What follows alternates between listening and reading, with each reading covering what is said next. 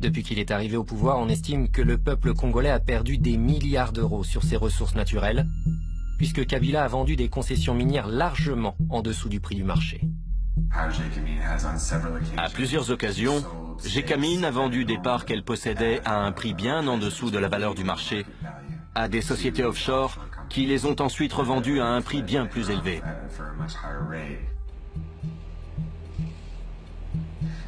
L'un des marchés les plus douteux qu'ait passé Gécamine est celui du projet SMKK sur le cuivre et le cobalt, dont 50% appartient à la société minière kazakh appelée ENRC. Les 50% restants appartiennent à Joseph Kabila. Tout d'un coup, Gécamine ne possédait plus les 50% restants. Ils ont été vendus à la société offshore Emerald Store Enterprises, basée sur les îles Vierges britanniques, pour la somme de 13 millions d'euros.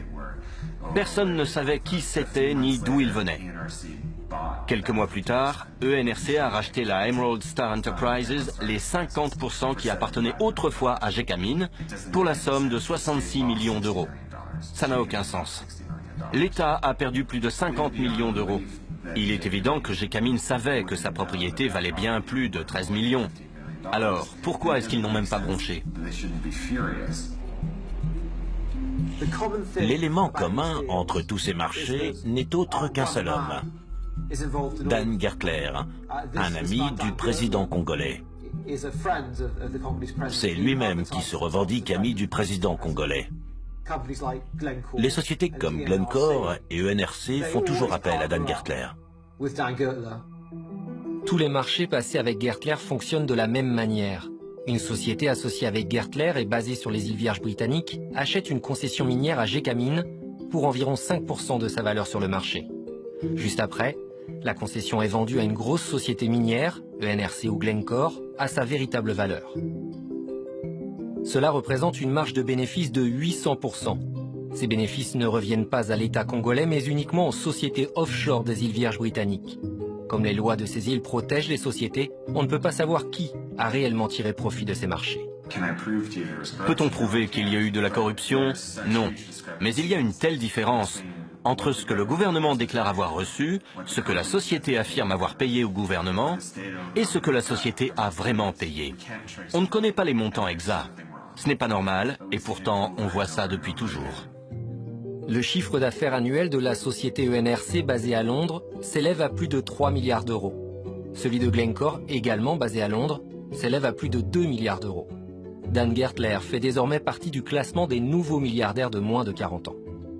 Combien est-ce que le Congo a véritablement perdu? Nous n'avons pas toutes les données. Mais en analysant simplement 5 marchés de ce type qui ont été passés, on estime que le Congo a perdu au moins 1,2 milliard d'euros, uniquement sur ces 5 marchés-là.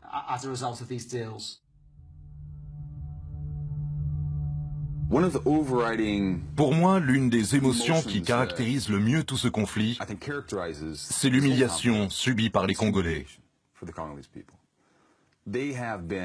Ils ont été humiliés, bafoués par les étrangers, par leur propre gouvernement, et ils se sentent complètement impuissants. Cela explique grandement l'exaspération totale que ressentent la plupart des Congolais.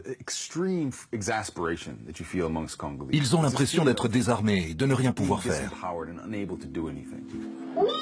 Je m'adresse à toi, la guerre. Tu n'as aucun ami. Tout le monde est contre toi. Je suis un orphelin à cause de toi. Tu as tué mon père. Tu as tué ma mère. Tu as tué mon frère et ma sœur. Je te déteste. Aujourd'hui, je suis un réfugié à cause de toi. Tu m'as chassé de ma maison. Tu l'as complètement brûlée. On a dû fuir à cause de tous les coups de feu. Ça fait 1 mois et demi qu'on est ici. On meurt tous de faim. Il n'y a aucun espoir ici. J'ai le cœur meurtri. Il n'y a pas de quoi être fier. Mais tu n'as pas gagné. Toute ma famille se bat contre toi.